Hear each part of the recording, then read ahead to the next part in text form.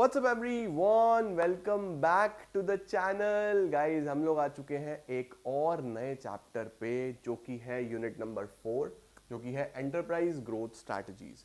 As promised आज आपके 4 chapters खत्म हो जाएंगे और कल आपको अगले 2 चैप्टर्स करा के बिल्कुल वादे पे, बिल्कुल समय पे तुम्हारा पूरा ही सिलेबस समाप्त कर दूंगा। ये चैप्टर बच्चों बहुत छोटा सा चैप्टर है, सिंपल चैप्टर है। अगर आपने ध्यान से समझा, लर्न करा तो आपके लिए बहुत ही आसान हो जाएगा। इस वाला चैप्टर में थोड़ा सा प्रैक्टिकल पार्ट है, फ्रेंचाइजेस वगैरह के बारे में डिस्कशंस है, तो समझना, प्रैक्टिकली नॉलेज लेना, क्योंकि आपके आसपास ये चीजें हो रही होती हैं और तुम्हें भी करनी है आगे जब बिजनेस करोगे। तो चलिए जल्दी से शुरू करते हैं और इसको भी समाप्त करते हैं। Let's begin.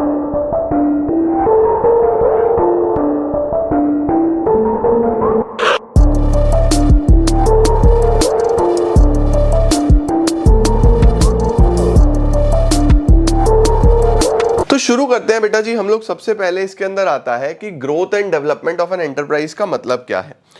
क्या है ग्रोथ, क्या है डेवलपमेंट? देखो यार, बहुत सिंपल है। ग्रोथ की जब हम बात करते हैं तो एक्सपेंशन होना चाहिए कि भाई एक प्रोडक्ट से 2 प्रोडक्ट, 2 प्रोडक्ट से 4 प्रोडक्ट, एक ब्रांच से 2 ब्रांच, 2 ब्रांच से 10 ब्रांच। किस तरीके से आप नंबर ऑफ एम्प्लॉइज बढ़ा रहे हो, ब्रांचेस बढ़ा रहे हो, प्रोडक्ट्स बढ़ा रहे हो, कैसे आप कंपनीज को खरीद रहे हो, कैसे आप अपनी आउटलेट्स और खोल रहे हो, ये सब ग्रोथ है ना। तो क्या है ग्रोथ में? It is always essential for the survival. Once a business have started generating profits, जब प्रॉफिट्स कमाने लगता है एक business, growth is the next challenge for an entrepreneur, right. अगर आपका बिजनेस प्रॉफिट बना रहा है, देखो एक एंटरप्रेन्योर में और एक नॉर्मल बिजनेसमैन में क्या फर्क होता है। एक बिजनेसमैन एक बिजनेस कर रहा है और वो बस वहीं पे सेटिस्फाइड है, वो रुक गया। एक एंटरप्रेन्योर के पास क्या होता है, उसके पास नए नए चैलेंजेस, एक्साइटिंग चीजें करने का मन करता है उसको कुछ ना कुछ हमेशा। भाई सबसे पहले तो उसको होना होता है सर्वाइवल, कि सर्वाइव कर लूं मैं। फिर उसको चाहिए प्रॉफिट, प्रॉफिट के बाद फिर चाहिए उसको ग्रोथ, कि भैया ग्रो भी करना है ना। हम लोग देखते हैं, अब मेरे खुद के पेरेंट्स ने एक शॉप चलाई और लाइफ टाइम बस एक ही शॉप पे काम किया, अपना बिजनेस बनाया, उस दुकान को लाइफ टाइम चलाया, तो वो उसी दुकान तक सीमित रहे। अगर वो चाहते हैं कि उसको और बड़ा करना है तो वो 1 से 2 दुकान, 2 से 4 दुकान, 4 से 8 दुकान, 8 से 16 दुकान खोलते, फिर वो ग्रोथ हो रही थी, राइट। तो डिफरेंस होता है ग्रोथ में और बेसिकली एक ही जगह से प्रॉफिट बनाने में। आगे क्या आ रहा है? On the road of growth an entrepreneur has to play the dual role of a manager as well as a leader. और ग्रोथ जब करनी है तो एंटरप्रेन्योर को एक अच्छा मैनेजर भी होना है और एक अच्छा लीडर भी होना है। Also to ensure efficiency, profitable functioning and growth of an enterprise, extra managerial abilities required. आपको चाहिए होता है बेटा जी 2 प्रकार की मैनेजरियल एबिलिटी, भाई मैनेजर की भी और लीडर की भी। अब एक्सपेंशन करने के लिए, ग्रोथ करने के लिए 2 तरीके से चीजें हो सकती हैं। एक को हम बोलते हैं इंटरनल एक्सपेंशन, एक को हम बोलते हैं एक्सटर्नल एक्सपेंशन, ठीक है। तो पहले इसका स्क्रीनशॉट ले लो। अब देखो इंटरनल एक्सपेंशन और एक्सटर्नल एक्सपेंशन क्या होता है। इंटरनल होता है बेटा बिजनेस के अंदर अंदर ही एक्सपेंड करना, राइट सर। बिजनेस के अंदर अंदर एक्सपेंड करना मतलब देखो बहुत सिंपल है। यहाँ पे मैंने एग्जांपल्स लिखे हुए हैं, जैसे कि अपनी प्रोडक्शन कैपेसिटी बढ़ाना, नंबर ऑफ मशीन्स बढ़ाना, पुरानी मशीनों को रिप्लेस करके नई टेक्निक्स लेके आना, नए प्रोडक्ट्स लॉन्च करना, मार्केटिंग करना, है ना, आउटपुट बढ़ाना। इंटरनल एक्सपेंशन बेसिकली हम लोग का बिजनेस के अंदर अंदर ही हो रहा होता है। एक ही बिजनेस है, वही करते आ रहे हैं, वही करेंगे, बस उसी को एक्सपेंड करेंगे, राइट। देखो क्या लिखा हुआ है, it is generally finance through long term sources of finance and also through undistributed profits. ये पैसा कहां से आ सकता है? पैसा बेसिकली या तो आपके अनडिस्ट्रीब्यूटेड प्रॉफिट सेविंग से आ सकता है या फिर आप लॉन्ग टर्म सोर्सेज से अरेंज कर सकते हो। उसके बाद बच्चों नेट रिजल्ट क्या होता है इंटरनल एक्सपेंशन का? एक तो बिजनेस एक्टिविटीज बढ़ती हैं और प्रेजेंट कैपिटल स्ट्रक्चर बड़ा होता है। ये सब हो गया इंटरनल। एक्सटर्नल क्या है सर? बाहर से कैसे एक्सपेंशन होता है? तो देखो लिखा हुआ है, it occurs when 2 or more businesses come together with a common objective of expanding their business. जब 2 बिजनेस मिलके एक बिजनेस करना चाहते हैं तो उसको बोलते हैं एक्सटर्नल एक्सपेंशन, ठीक है। और इसको हम कैसे करते हैं? या तो फ्रेंचाइजिंग से या फिर मर्जर्स एंड एक्विजिशन से। तो आपको मेजर जो इस चैप्टर में पढ़ना है ना, वो एक्सटर्नल एक्सपेंशन के बारे में पढ़ना है, फ्रेंचाइजिंग पढ़ना है और मर्जर्स एंड एक्विजिशंस मॉडल पढ़ना है। दोनों में से क्वेश्चन 100% आएगा। Types of franchises very very important, types of mergers very very important. तो मैं आपको बड़े ध्यान से अभी सारे पढ़ाऊंगा, ठीक है जी। नेट रिजल्ट्स क्या होते हैं? कैपिटल बेस बढ़ता है, बिजनेस एक्टिविटीज बढ़ती हैं, अननेसेसरी कंपटीशन खत्म होता है क्योंकि जो दो लोग आपस में compete कर रहे थे वो मिलके बिजनेस कर रहे हैं, सिनर्जी इफेक्ट अचीव होता है। सिनर्जी का मतलब भाई एक और एक दो नहीं, एक और एक 11, तो ये सिनर्जी हो गई, राइट। चलो भाई, अब आता है सर फ्रेंचाइजिंग क्या होता है, व्हाट इज फ्रेंचाइजिंग। फ्रेंचाइजिंग बच्चों बेसिकली राइट्स को बोलते हैं। सर किस चीज की राइट्स?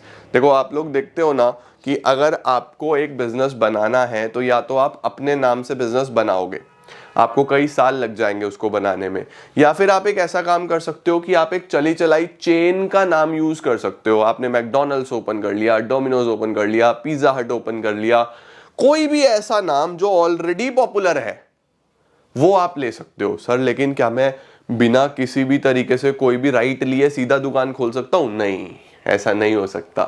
क्यों नहीं हो सकता?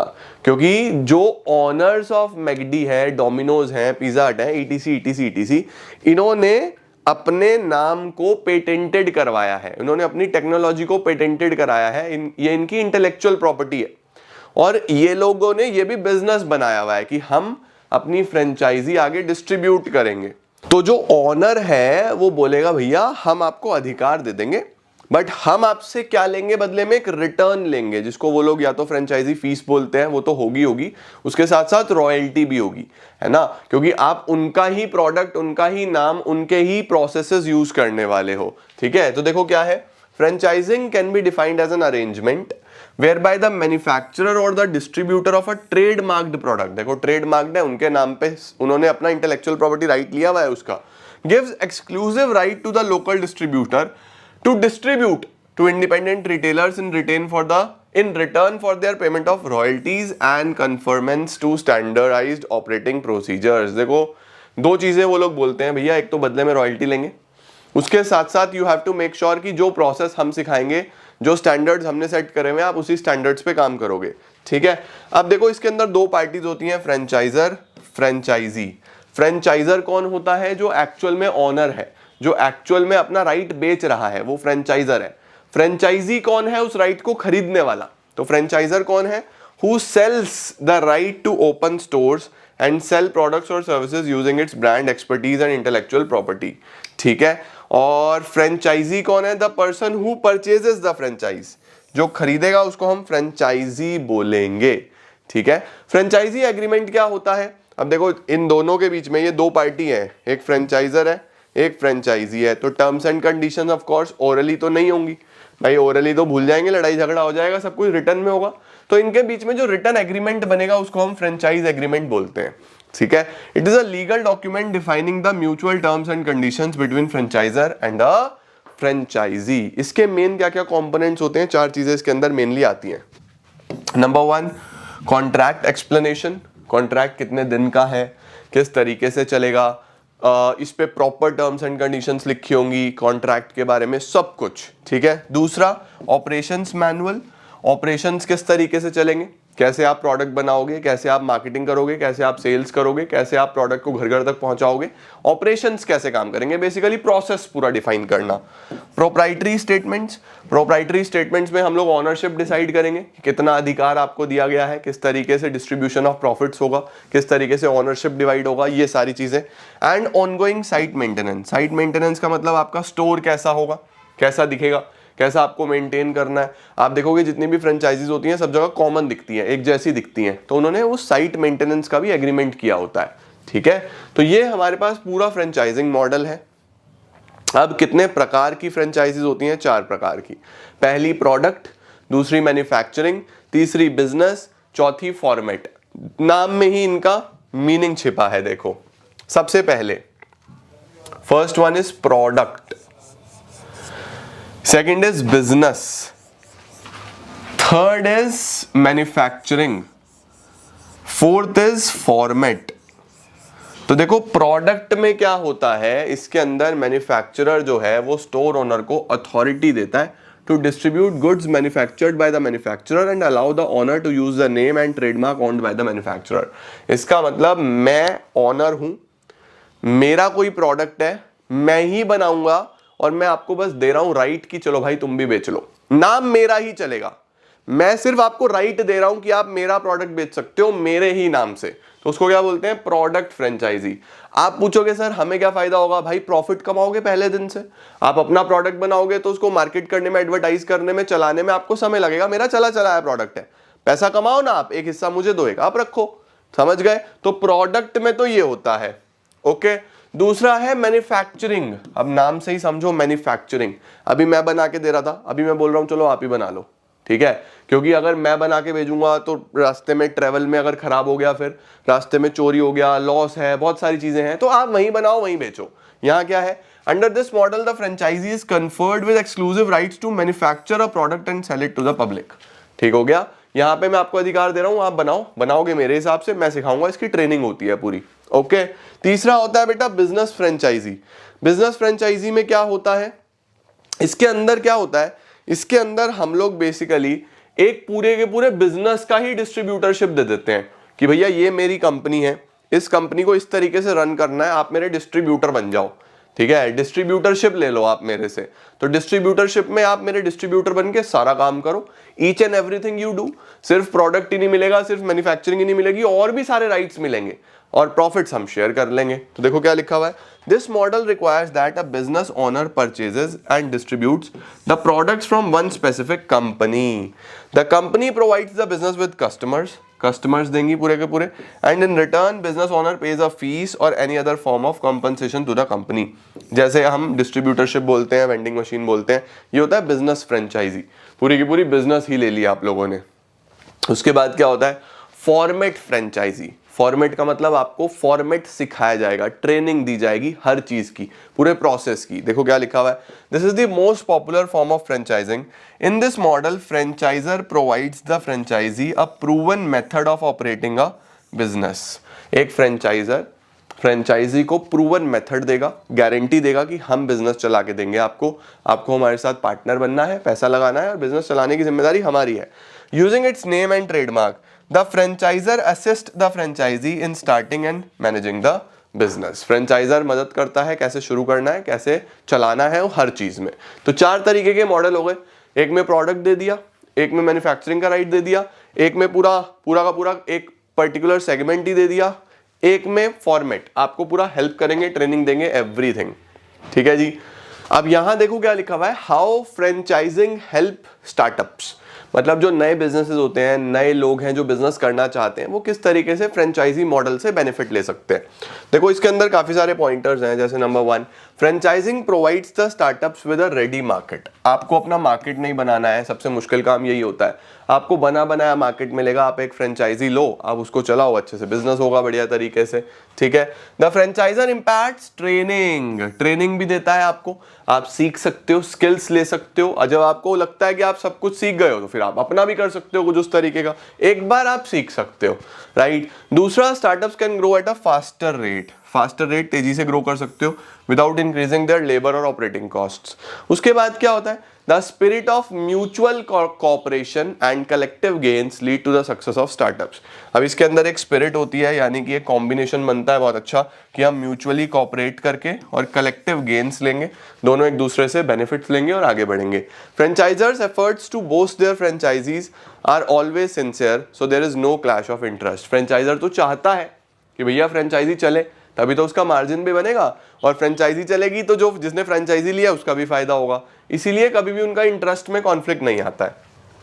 नेक्स्ट क्या आता है, एडवांटेजेस क्या होते हैं फ्रेंचाइजिंग के।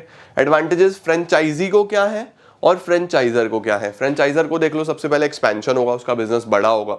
कॉस्ट एडवांटेज है, यानी जब वो बल्क में इतने सारे पर्टिकुलर लोगों को अपनी फ्रेंचाइजीज बांटेगा तो उसको सस्ता तो पड़ेगा ही ना, उसको फायदा तो होगा ही ना लार्ज स्केल प्रोडक्शन का।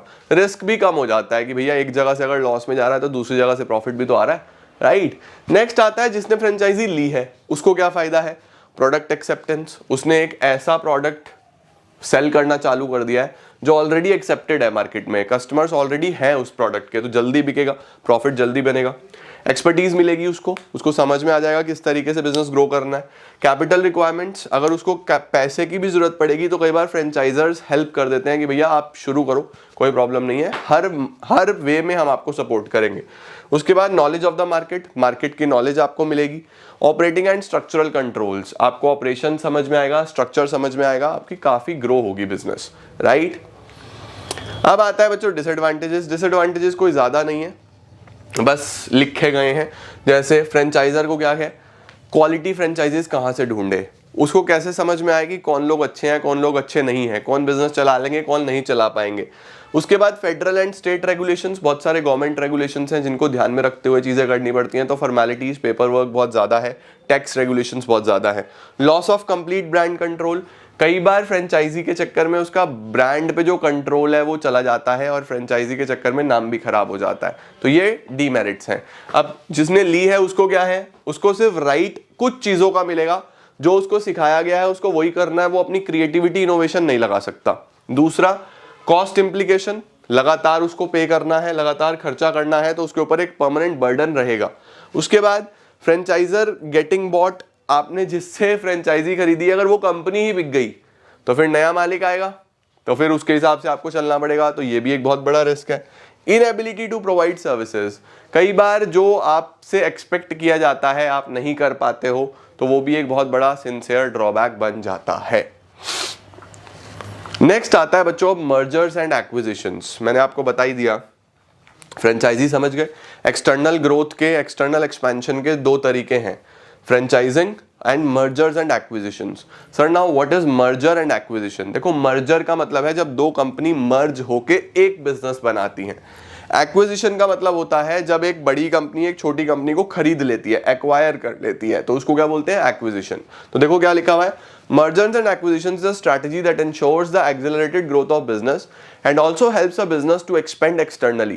Businesses of any size can flourish as a result of merging with another existing company and acquiring a business and absorbing it into current operations. देखो merger क्या है सर, what is merger? देखो merger is a combination of two companies into one large company. दो companies मिलके एक बड़ी company बनाएंगी, उसको बोलते हैं merger. In merger the acquiring company takes over the assets and liabilities of the merged company. अब देखो जो खरीदने वाली होती है वो एक्वायरिंग कंपनी है, जिसके साथ मिल गए हैं वो मर्ज्ड कंपनी है, और कंपनी क्या करती है, एसेट्स और लायबिलिटी, क्योंकि रनिंग बिजनेस ले रहे हो आप, एक रनिंग बिजनेस के साथ जा रहे हो तो एसेट्स और लायबिलिटीज आपके होंगे सारे, right. All the combining companies are dissolved and only the new entity continues to operate. Merger दो तरीके से होता है बेटा, एक होता है अमेलगमेशन, एक होता है एब्जॉर्प्शन। अमेलगमेशन क्या है, अमेलगमेशन होता है कि भैया A प्लस B दो कंपनीज हैं मिलके C बनाया, इनका बिजनेस खत्म और ये नया बिजनेस आया, उसको क्या बोलते हैं, अमेलगमेशन। एब्जॉर्प्शन क्या होता है, जब एक कंपनी किसी दूसरी कंपनी में एब्जॉर्ब हो जाती है कि भैया P प्लस Q ये इसके अंदर चली गई और अब बिजनेस होगा P, खाली P ही बिजनेस होगा, तो ये है एब्जॉर्प्शन। तो समझ गए, अमेलगमेशन में दो मिलके एक नई एंटिटी बनाएंगे, एब्जॉर्प्शन में एक दूसरे को एब्जॉर्ब कर लेगी। ठीक है सर, समझ गए। मर्जर कितने प्रकार के होते हैं, वेरी इंपॉर्टेंट। जैसे टाइप्स ऑफ फ्रेंचाइजीज बहुत इंपॉर्टेंट था, ऐसे ही टाइप्स ऑफ मर्जर्स बहुत इंपॉर्टेंट है। सबसे पहला आता है कॉन्ग्लोमरेट। सर कॉन्ग्लोमरेट किसको बोलते हैं? देखो कॉन्ग्लोमरेट में आपको ध्यान रखना है the firms which are involved in totally unrelated business. ये ध्यान रखना, दो फर्म्स, दो बिजनेसेस जो एक दूसरे से टोटली अनरिलेटेड है, एक का दूसरे से कोई रिलेशन ही नहीं है, अनरिलेटेड है कंप्लीटली, वो आएंगे टुगेदर और मिलके बिजनेस करेंगे, right, come together. This form of merger can take the following two forms. एक होता है प्योर कॉन्ग्लोमरेट, एक होता है मिक्स्ड कॉन्ग्लोमरेट। प्योर कॉन्ग्लोमरेट क्या होता है, जिसके अंदर दो कंपनीज बिल्कुल ही डिफरेंट हैं, एक साइड ऑफ द अर्थ है, एक second side of the earth है, इसको कोई मतलब ही नहीं है, तो वो होते हैं प्योर कॉन्ग्लोमरेट। और मिक्स्ड कॉन्ग्लोमरेट होते हैं जिनको कहीं ना कहीं मिलके एक प्रोडक्ट बनाना है, कहीं ना कहीं थोड़ी बहुत सिमिलैरिटीज है और फिर कुछ करना चाहते हैं, तो वो हो गए मिक्स्ड कॉन्ग्लोमरेट। हॉरिजॉन्टल क्या होता है, हॉरिजॉन्टल होता है जब बेसिकली कंपनी सेम इंडस्ट्री की होती है। हॉरिजॉन्टल इज दोनों सेम इंडस्ट्री में है, एक ए है एक बी है, वो दोनों मिलके आ गई है ना। सपोज आप ये ले लो कि पेप्सी और कोका कोला की लड़ाई है, सेम इंडस्ट्री में दोनों मिलके आ गई, राइट। आप देखते हो एयरटेल और जियो में लड़ाई है, जैसे वोडाफोन और आइडिया मिलके आ गए, सेम इंडस्ट्री में थे, तो वो कौन सा मर्जर हो गया? Horizontal. The merger occurs between companies in the same industry. तो ध्यान रखना, हॉरिजॉन्टल में सेम इंडस्ट्री, जो मैं बॉक्स में कर रहा हूँ ना, ये आपको लिख के आने हैं। कॉन्ग्लोमरेट में अनरिलेटेड, हॉरिजॉन्टल में same industry, generally between competitors offering the same goods और सर्विसेज। ओके, मार्केट एक्सटेंशन में क्या होता है? नाम में ही है, अपनी मार्केट को बड़ा करने के लिए, ठीक है। ये बेसिकली वो हैं जो सेम प्रोडक्ट में डील करते हैं। This type of merger takes place between companies that deal in the same products but in separate markets. Same product है लेकिन मार्केट अलग अलग है। मतलब कि सपोज कर लो, एक कंपनी कैप्स बेचती है, ये वाली, दूसरी कंपनीज भी कैप्स बेचती है, लेकिन एक का बिजनेस ईस्ट में है, एक का बिजनेस वेस्ट में है, एक का बिजनेस नॉर्थ में है, एक का बिजनेस साउथ में है। चारों ही अपने अपने एंड पे अपने अपने एरियाज में पॉपुलर है, चारों मिलके आ गए और चारों को चारों का मार्केट मिलेगा अब एक्सप्लोर करने के लिए। तो इसको हम क्या बोलेंगे? कौन सा business? Market extension merger. Okay, product extension merger में क्या होता है सर?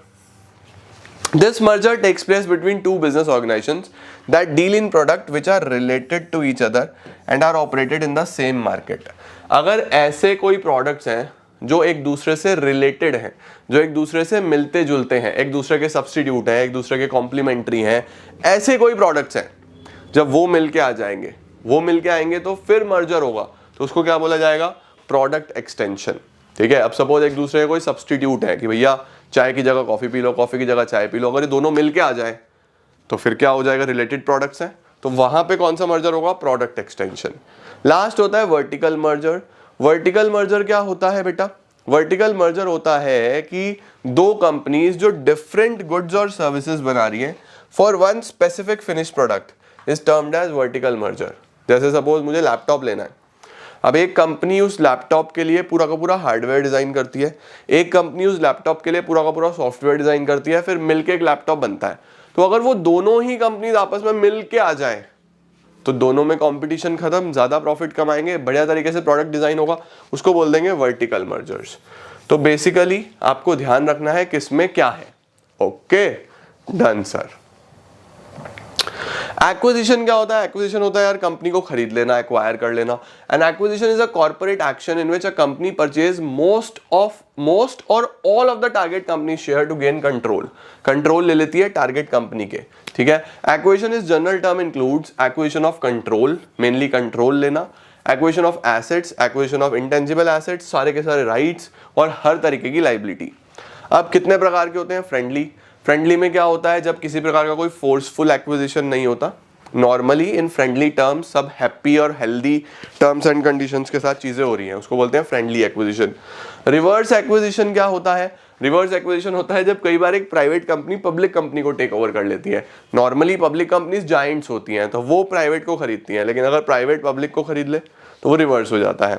बैकफ्लिप क्या होता है? बैकफ्लिप होता है जब नॉर्मली सब्सिडरी कंपनी अपनी होल्डिंग कंपनी को ही खरीद ले। सपोज दो कंपनीज हैं ए और बी। ए बहुत बड़ी कंपनी है जिसके अंडर में बी काम कर रही है, लेकिन अगर बी के ऑपरेशंस बहुत अच्छे हैं, बहुत बढ़िया चल रहा है, प्रॉफिटेबल चल रहा है, खूब कमा रहे हैं और ए डाउनफॉल पे है, तो कई बार ऐसा सिचुएशन आता है कि जो दूसरा है छोटे वाला कंपनी वो बड़े कंपनी को खरीद लेगा, उसको क्या बोलते हैं? बैकफ्लिप। ओके। हॉस्टाइल क्या होता है? हॉस्टाइल होता है जब फोर्सफुली आप किसी कंपनी को एक्वायर करते हो। अब सर फोर्सफुली कब होता है? जब किसी को आपने लोन वोन दिया हुआ है, वो चुका ही नहीं पा रहे, तो आप बोलते हो भैया हट जाओ बस, अब आपके ऊपर सारा कंट्रोल हमारा, सारे एसेट्स और लायबिलिटीज हम आपके बेचेंगे और आपको हम ही खरीद लेंगे, उसको बोलते हैं hostile. The whole transaction is carried out through force. ठीक है, परफेक्ट हो गया। तो चार प्रकार की चीजें हो गई, फ्रेंडली हो गया, रिवर्स हो गया, बैकफ्लिप हो गया, हॉस्टाइल हो गया। अब सर मर्जर एंड एक्विजिशन होगा कैसे? तो बहुत बेसिक है। देखो, सबसे पहले आपको मर्जर्स एंड एक्विजिशन में क्या करना होता है? क्लाइंट की रिक्वायरमेंट्स एनालाइज करनी होती हैं कि भैया क्या क्या रिक्वायरमेंट्स हैं, क्यों करना चाहते हैं मर्जर एक्विजिशन, क्या पर्पस है, क्या दिमाग में है, क्या सोच के एक्सपेंशन कर रहे हो, ग्रोथ कर रहे हो, क्या चीज़ है। रिक्वायरमेंट्स देखो, फिर आइडियाज जनरेट करो, क्या मिलके कुछ बढ़िया हो पाएगा, क्या 2 + 2 = 5 हो भी पाएगा। आप कहोगे सर 2 + 2 तो 4 होता है। 2 + 2 4 नॉर्मल सेंस में होता है, बिजनेस सेंस में सिनर्जीज मैच होंगी तो कुछ बड़ा निकल के आएगा, दैट इज 2 + 2 5, राइट। उसके बाद वैल्यूइंग कंपनीज, फिर वैल्यूएशन लगाया जाता है कंपनी का कि कंपनी की क्या वैल्यू है, किस वैल्यू पे उसको खरीदना है। वैल्यूएशन के लिए आपको प्रॉपर आप लीगल एक्सपर्ट्स की हेल्प ले सकते हो। आप जितने भी लोग वैल्यूएशन के लिए, बड़ी बड़ी कंपनीज हैं जो आपको वैल्यूएशन में हेल्प करती हैं, चार्टर्ड अकाउंटेंट्स आपको हेल्प करते हैं, वैल्यूएशन लगाया जाता है।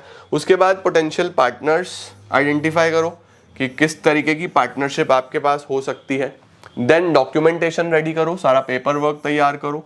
फिर ड्यू डिलिजेंस होगा। ड्यू डिलिजेंस में आपको लीगल कंसल्टेंट्स, लीगल एक्सपर्ट्स की जरूरत पड़ेगी जो चेक करके देंगे कि भैया ये कंपनीज ठीक भी है या नहीं है, इनका सारा पेपर वर्क, सारी फॉर्मेलिटीज, ईच एंड एवरीथिंग जो दिख रही है वैसी है भी या नहीं है, सही है। उसके बाद मैनेजमेंट, फिर सपोर्टिंग मैनेजमेंट, सारा का सारा मैनेजमेंट आपको रेडी करना है, कौन कौन लोग कहाँ कहाँ पे क्या कर रहे होंगे। और लास्ट में फिर नेगोशिएशन कर लो, बस प्राइसिंग कर लो, कितने रुपए पे बिजनेस डीलिंग करनी है वो कर लो। तो ये स्टेप्स आपको पता होने चाहिए जब भी आप मर्जर्स एंड एक्विजिशन में जाओगे। ओके, इसके बाद आता है मर्जर्स और एक्विजिशन हम करते क्यों हैं। Number 1 synergy. सिनर्जी मैंने आपको बता दिया 2 + 2 5 होना चाहिए, 2 + 2 4 नहीं, 2 + 2 5 कुछ बड़ा बन के आना चाहिए, तो यही होती है सिनर्जी। दूसरी चीज होती है एक्वायरिंग न्यू टेक्नोलॉजी। जब आपको लगता है कि हमें कोई नई टेक्नोलॉजी चाहिए और एक कोई छोटी कंपनी उस टेक्नोलॉजी को ऑलरेडी अच्छे से यूज कर रही है, तो उसको खरीद लो ना। आप लोग यूजुअली देखते हो समुद्र में बड़ी मछली छोटी मछली को खा जाती है, तो जितने भी बड़े प्लेयर्स होते हैं ना, उनको लगता है कोई छोटा प्लेयर उनको नुकसान पहुंचा सकता है, तो वो उसको एक्वायर करने की कोशिश करते हैं। तो नई टेक्नोलॉजी भी आती है उनके पास, प्रॉफिटेबिलिटी बढ़ती है। जब कंपनीज मर्जर्स में आती हैं तो बढ़िया तरीके से प्रॉफिट्स इंप्रूव हो जाते हैं। देखो क्या लिखा हुआ है, companies indulge in merger and acquisition if they feel that it would help to increase their profitability. A study conducted showed that 34% of the businesses use M&A to maintain and improve their profitability. समझे।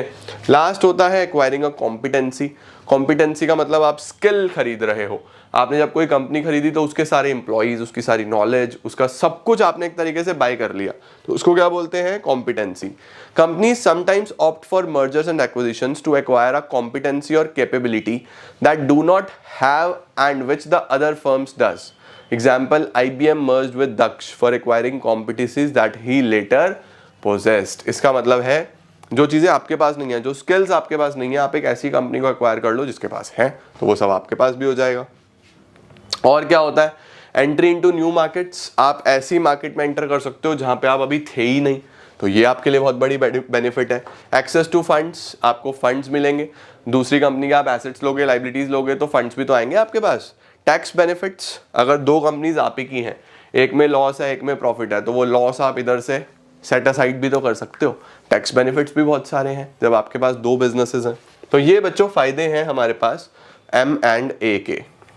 चलो भाई, अब आता है sir mergers and acquisitions कई बार fail भी हो जाते हैं, वो क्यों हो जाते हैं। तो देखो इसके अंदर 10 पॉइंट्स हैं, कोई भी 4 से 5 पॉइंट्स आप याद रख सकते हो, बहुत सारे आपको करने की जरूरत नहीं है, ठीक है। जैसे सबसे पहला क्या रीजन है, अनरियलिस्टिक प्राइस पेड। कई बार आप लोग जज्बाती होके या आउट ऑफ इमोशंस या आउट ऑफ बहुत ज़्यादा हायर एम्बिशियस होके अनरियलिस्टिक पैसा दे देते हो एक ऐसी कंपनी का जो एक्चुअल में इतना आपके काम की है ही नहीं। तो अनरियलिस्टिक प्राइस दोगे तो फिर उस सिनेरियो में आपको नुकसान हो सकता है। वही वाली बात, ओवर स्टेटेड सिनर्जी, आपको लग रहा था कि 2 + 2 6 हो जाएंगे, लेकिन हुए 2 + 2 4 ही। तो कई बार ऐसा होता है कि आप जितना सोच रहे थे वैसा बढ़िया पार्टनरशिप नहीं हो पाई। इंटीग्रेशन डिफिकल्टीज, कई बार कंबाइन करके बिजनेस चलाने में प्रॉब्लम आ जाती है। दूर से अच्छा लगता है कि मिलके बहुत कुछ बड़ा कर लेंगे, लेकिन मिलके सिनर्जीज मैच नहीं होती, इंटीग्रेशन हो नहीं पाता। पुअर बिजनेस फिट, आपका कंबाइंड बिजनेस इतना अच्छा मार्केट के लिए फिट नहीं बन पाता, तो लॉसेस में चले जाते हो। इनएडिक्वेट ड्यू डिलिजेंस, कई बार ड्यू डिलिजेंस अच्छा नहीं हुआ होता, आपने देखा नहीं होता सारी चीजें, जल्दी जल्दी में क्विक डिसीजन मेकिंग के चक्कर में भी लॉसेस हो जाते हैं। डिफिकल्टी इन कल्चरल इंटीग्रेशन, देखो हर कंपनी का अपना कल्चर होता है, हर बिजनेस का अपना कल्चर होता है, तो जब दो बिजनेस एक मिलेंगे तो कल्चर भी एक दूसरे का अपनाना पड़ेगा, उसमें कई बार प्रॉब्लम्स आती हैं। हाई लिवरेज, कई बार आपको लगता है कि भैया प्रॉफिटेबिलिटी बहुत होगी, लेकिन प्रॉफिटेबिलिटी तो नहीं, आपको कॉस्ट भरनी पड़ जाती है, तो हम बोलते हैं जितना हमने सोचा था उतना बेनिफिट्स नहीं हुआ, ROI उतना नहीं आ रहा। बोर्ड रूम स्प्लिट, अब जो बोर्ड रूम है वो भी तो स्प्लिट होगा, बोर्ड ऑफ डायरेक्टर्स, सारे का सारा मैनेजमेंट सब कुछ स्प्लिट होगा, तो वो भी आपके लिए कई बार इतना बेनिफिशियल नहीं हो पाता। रेगुलेटरी इशू, रूल्स और रेगुलेशंस की वजह से भी कई बार बिजनेसेस ग्रो नहीं कर पाते। और ह्यूमन रिसोर्स इश्यूज, स्टाफ का आपस में बनती नहीं, लड़ाई झगड़े होते हैं, इस तरीके के प्रॉब्लम्स भी रहते हैं। तो देखो 10 पॉइंट्स हैं यहाँ पे, आप कोई भी 4 से 5 याद रख सकते हो, एंड दिस इज डन। तो ये था बच्चों हमारे पास एक और यूनिट जिसमें हमने बिजनेस की ग्रोथ के बारे में बात करी, कैसे ग्रोथ होती है, क्या क्या चीजें होती हैं। अब बचे हैं हमारे पास बस 2 unit. Thank you so much guys for joining in. I hope आपको काफी हेल्प हो रही होगी ईपी में रिवीजन करने में, सारे टॉपिक्स करने में, और मेरी तरफ से पूरा प्रयास है कि मैं आपको अच्छे से अच्छे तरीके से चीजें करा पाऊँ। Thank you so much everyone.